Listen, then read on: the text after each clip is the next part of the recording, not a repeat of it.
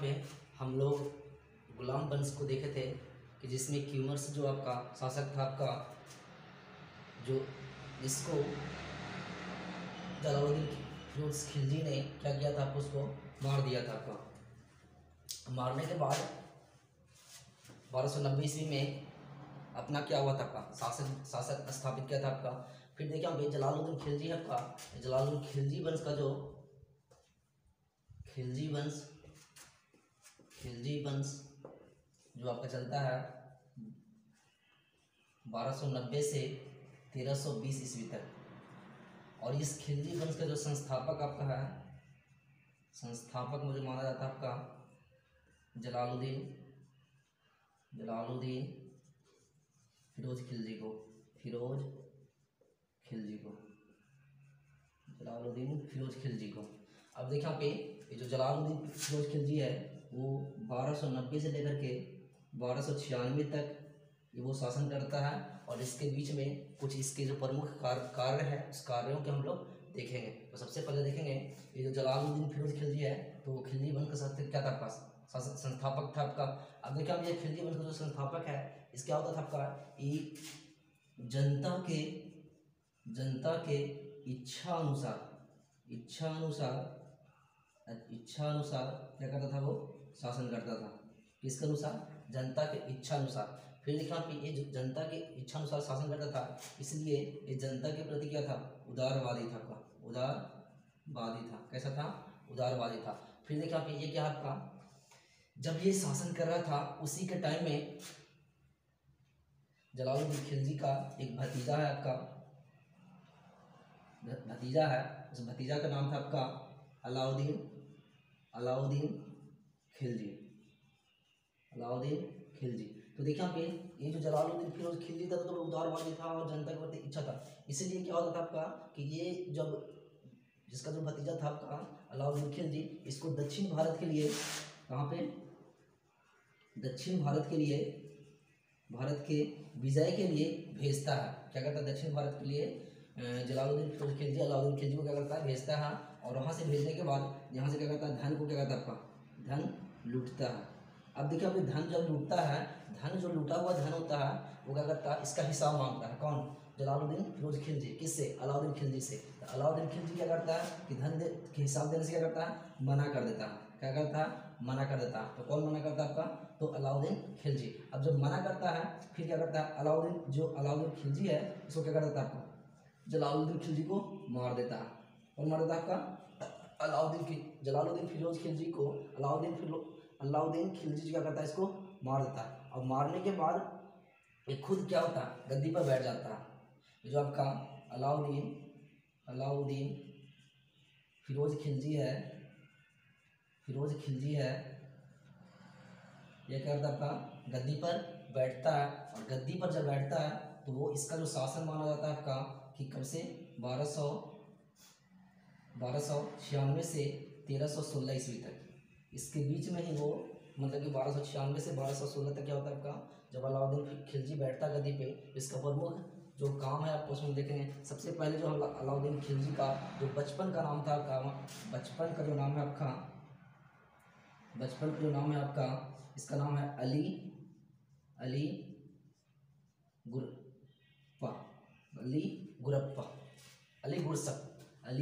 गुरसप इसका नाम है आपका। बचपन का जो नाम है आपका अलाउद्दीन खिलजी का, अली गुरसप नाम होता है आपका। और ये देखिए यहाँ पे जो अलाउद्दीन फिरोज खिलजी होता है, इसको द्वितीय सिकंदर के नाम से जानते हैं इसको। अब देखिए यहाँ पे जो आपका द्वितीय सिकंदर के नाम से हम जब इसको जानते हैं तो ये क्या करता है, ये खलीफा पद को क्या करता है आपका, धारण करता है। खलीफा पद को क्या करता है, वो धारण करता है। क्या करता है आपका, धारण करता। अब जब खलीफा पद को जब धारण कर लेता है तो ये सोचता है नया धर्म चलाने के लिए, क्या, नया धर्म चलाने के लिए। और नया धर्म जो चलाता है आपका, ये कहलाता है आपका, मुझे चलाना तो चाहता है नया धर्म, लेकिन ये क्या आपका, एक उलेमा जो इसके पास एक आदमी था, उलेमा के कहने पर क्या करता है, ये मना कर देता, मतलब कि इसको फिर नया धर्म चलाने की कोशिश नहीं करता आपका। और फिर देखिए यहाँ पे अलाउद्दीन जो खिलजी होता है आपका, ये मूल्य नियंत्रण, मूल्य नियंत्रण, नियंत्रण, बाजार प्रणाली, बाजार प्रणाली, प्रणाली को स्थापित करता है। मूल्य नियंत्रण बाजार प्रणाली को क्या करता है, वो स्थापित करता है आपका। फिर देखिए आपको ये जो है आपका घोड़ा दागने की प्रथा भी क्या करता है, आपका घोड़ा दागने की प्रथा को शुरू करता है, जिससे घोड़ों की क्या हो सके, पहचान हो सके। ये घोड़ा दागने की जो प्रथा आपका किसने किया था, आपका अलाउद्दीन फिरोज खिलजी। अब देखिए यहाँ पे इसको फिर से हम लोग देखेंगे कि सबसे पहले जो था आपका क्यूमर्स को मार करके जलालुद्दीन फिरोज खिलजी क्या करता है, शासन स्थापित करता है, और खिलजी वंश का क्या होता है, संस्थापक होता है आपका।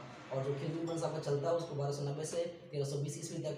फिर यहाँ पे जलालुद्दीन फिरोज खिलजी या जनता के साथ, जनता की इच्छा के अनुसार क्या करता है, शासन करता है, और एक काफ़ी उदारवादी शासक था आपका। इसका जो भतीजा आपका था अलाउद्दीन खिलजी था आपका, जो क्या करता है, दक्षिण भारत के विजय के लिए इसको भेजा जाता है, और दक्षिण भारत में से सिर्फ धन लूट करके क्या लाता है। और जब हिसाब मांगता है जलालुद्दीन फिरोज खिलजी अलाउद्दीन खिलजी से, तो ये क्या करता है, मना कर देता है। जिससे क्या करता है, ये अलाउद्दीन खिलजी से क्या करता है, जलालुद्दीन फिरोज खिलजी को मार देता है।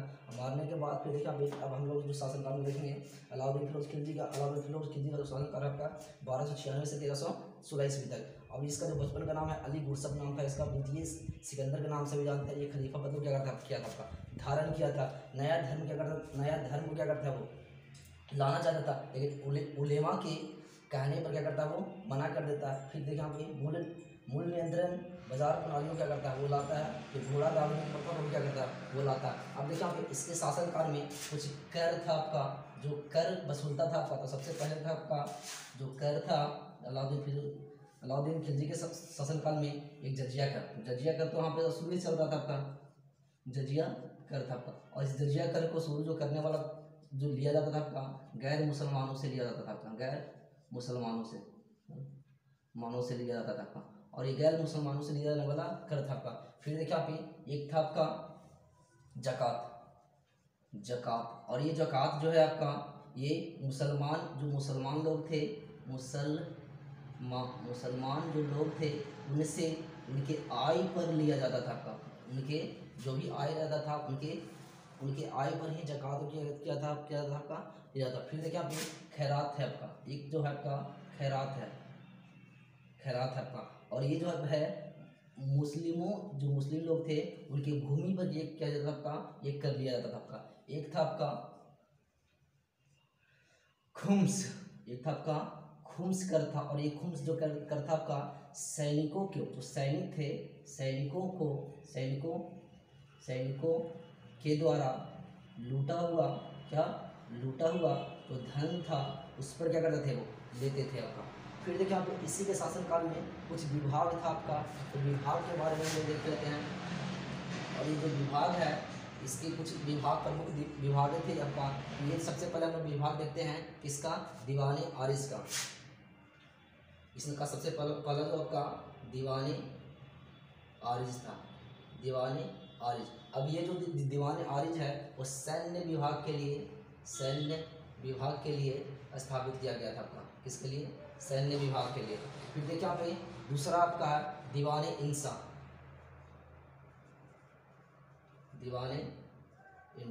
और ये जो आपका दीवाने इंसा है, और ये आपका शाही आदेश का क्या होता था, फरमान होता है, या तो पालन किया था आपका, इसका शाही फरमान।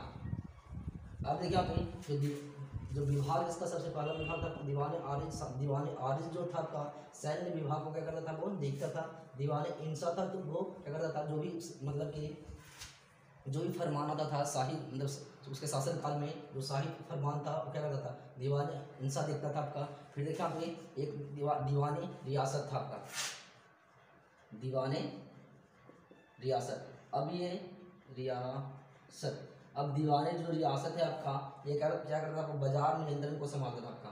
किसको, बाजार नियंत्रण को क्या करता था, संभालता था। कौन, तो दीवाने रियासत। अब देखिए यहाँ पे इसकी कुछ और काम है आपका, उसको हम लोग देखेंगे। इसको हम लोग अब यहाँ से हम लोग क्या करते हैं,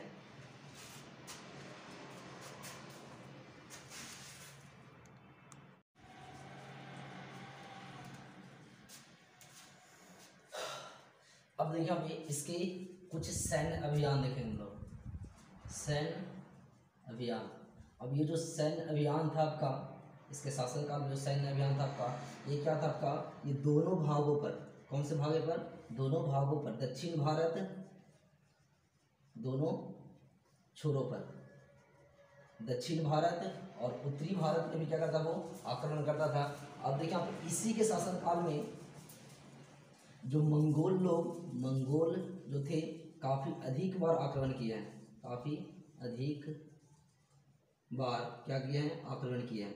कौन, मंगोल लोग, किसके शासनकाल में, तो अलाउद्दीन खिलजी के शासनकाल में। फिर देखिए यहाँ पे इसका एक गुलाम था, एक गुलाम था इसका, और जो नाम था इसका मलिक काफूर, मलिक काफूर। और मलिक जो काफूर है वो क्या था आपका, कि इसको जो अलाउद्दीन खिलजी है, इसको 1000 दिनार पे क्या करता आपका, वो खरीदा था। इसलिए इसको हम लोग हजार दिनारी के नाम से, हजार दिनारी के नाम से जानते हैं। किसके नाम से, हजार दिनारी के नाम से जानते हैं। अब देखिए यहाँ पे 1301 ईस्वी में, कब, 1301 ईस्वी में क्या होता है कि ये रणथम भौर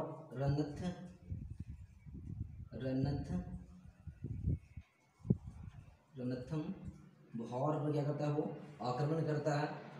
और आक्रमण करने के बाद वहाँ से क्या करता है, वो उसको जीत लेता है। कब, 1301 ईस्वी में।